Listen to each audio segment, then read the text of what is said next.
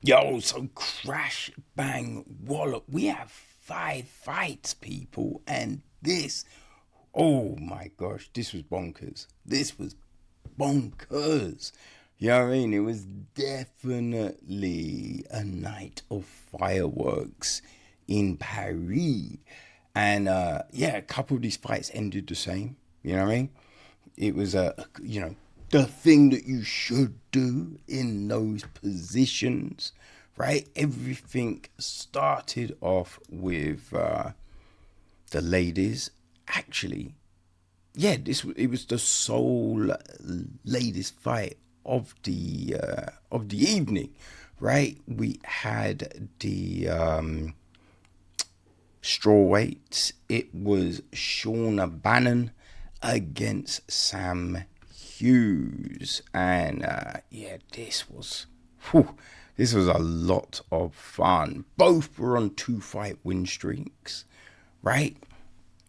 But I think we had definitely seen Sam Hughes turn a corner, you know, because I think when she took the short notice fight against, I think it was Tisha Torres, and just got outworked, lost another couple or so, but man, turned it around.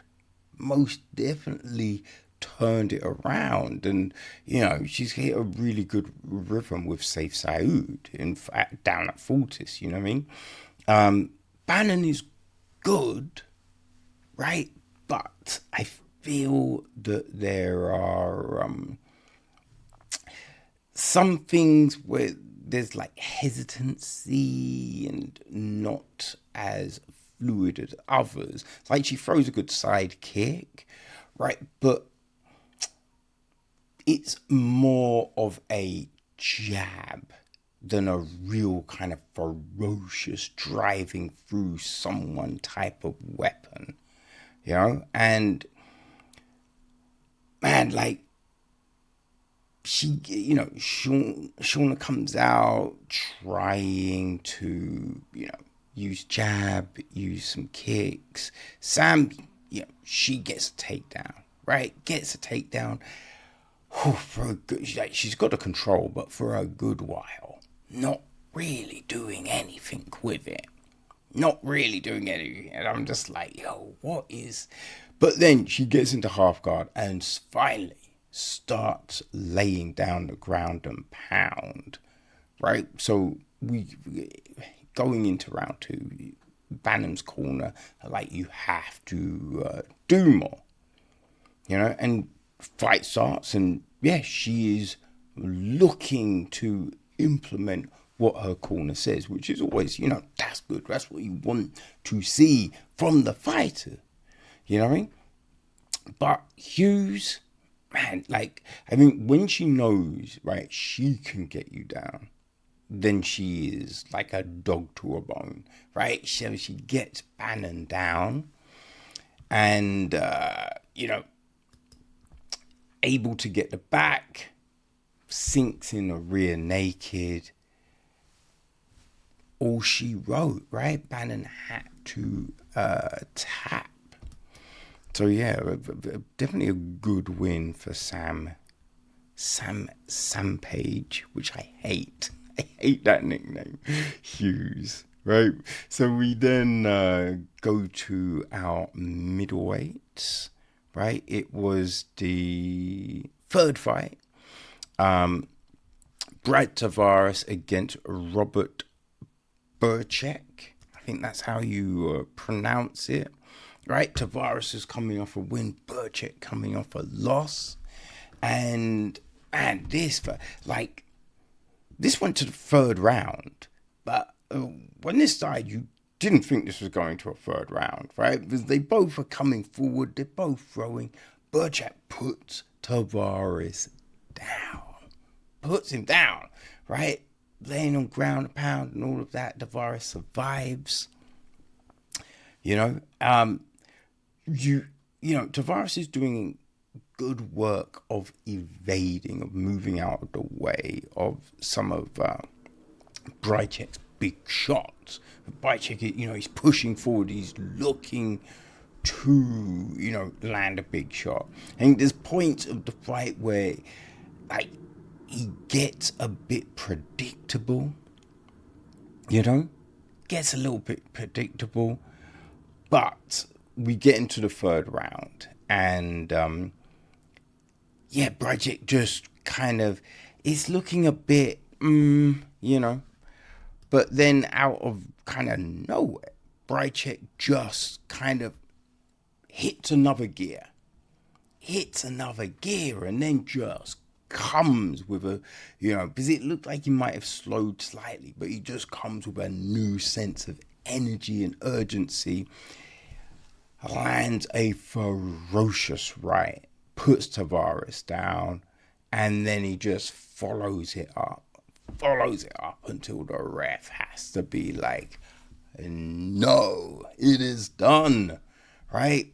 And we get another just a great finish, you know what I mean?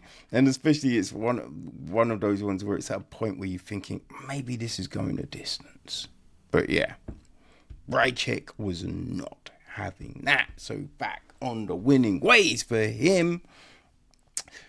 We then go to, I think this was the last fight of the main card? Yes, of the prelims. Yes, our last fight of the prelims, right? And we had the light heavyweights, Brendson Ribeiro against Oumar C.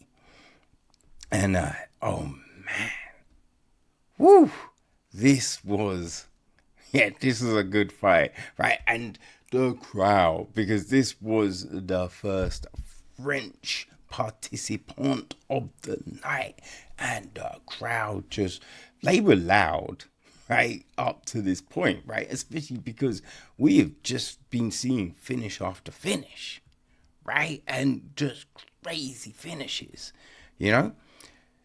But yeah, once you got the first French dude on the card, and boy, the decibels went through the roof. You know what I mean? And it was definitely a good fight for the French. You feel me? So, what's it?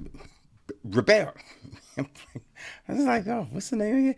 Right, he came forward, leg kicks, but C rocks him early, gets a takedown, and then just comes with some vicious ground and pound, right? But, Brendson,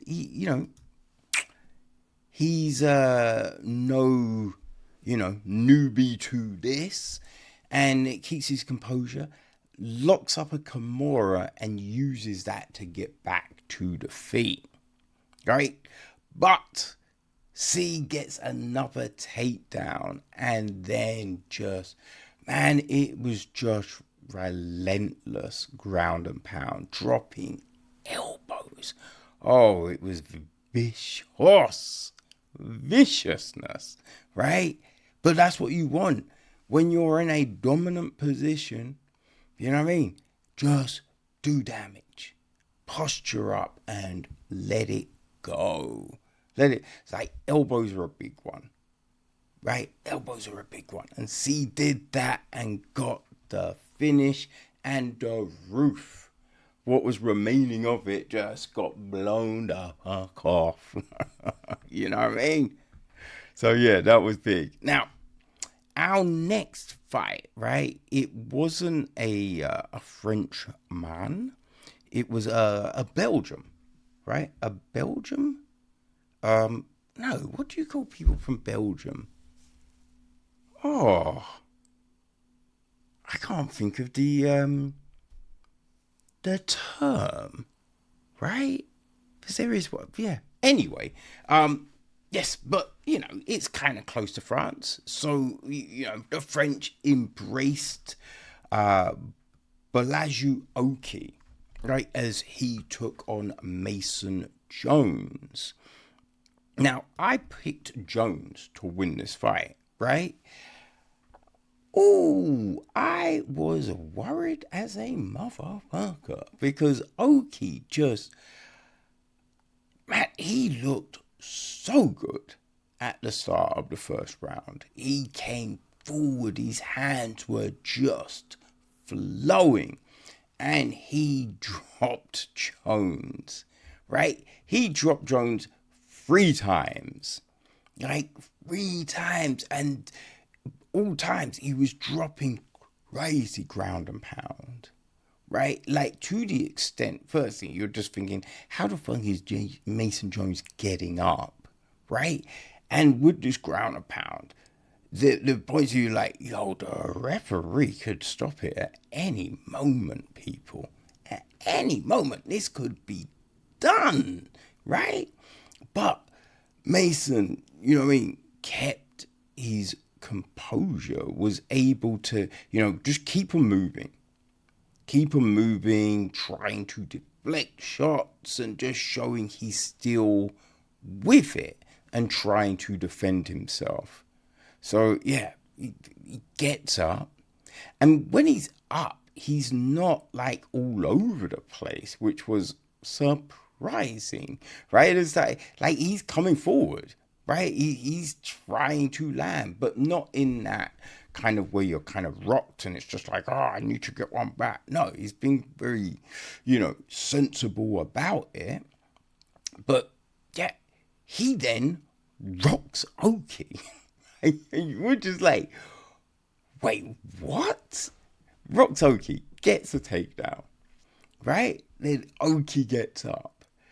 And Jones puts him down again. And then starts landing a lot of ground and pound. And you're just like,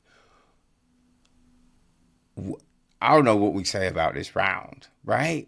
Because, yeah, at the end, Jones is close to a finish, right? So you're just like, oh, do you give this round as a draw? Because I think up to that point, 3 knockdowns, you're like, it's 10-8, right? 10, if not 10-7 to Oki, But then with Jones getting 2, like, you kind of think, I don't know, like, has he kind of evened it out, Like, that's you think, but man, we get into the second round, and I don't think anyone thought we were getting a second round in this fight. You know what I mean? It's like the way this started, you just thought, nah, it's done. The crowd definitely were thinking it's done, So we get into the second round. Whew. The thing being, I think Oki just put out so much energy in that beginning of that first round, trying to get finishes, all the ground and pound and just everything. And I think he just blew his load. So in the second, he's, slower. He goes for a takedown. Jones stuffs it, gets his own takedown, and yeah, like C, Jones just elbows, just kind of elbowed his head through the fucking canvas, right? Was just dropping vicious violence, And then the ref was just like, yo, this is done. And it was great because you, like, as I say, you didn't think this was going to happen, right? The way this all started, you just like, there's no way. And the fact that Jones, even at the start of the second round, he looked a fresher dude, right? And it's just like, yo, you got rocked 3 times.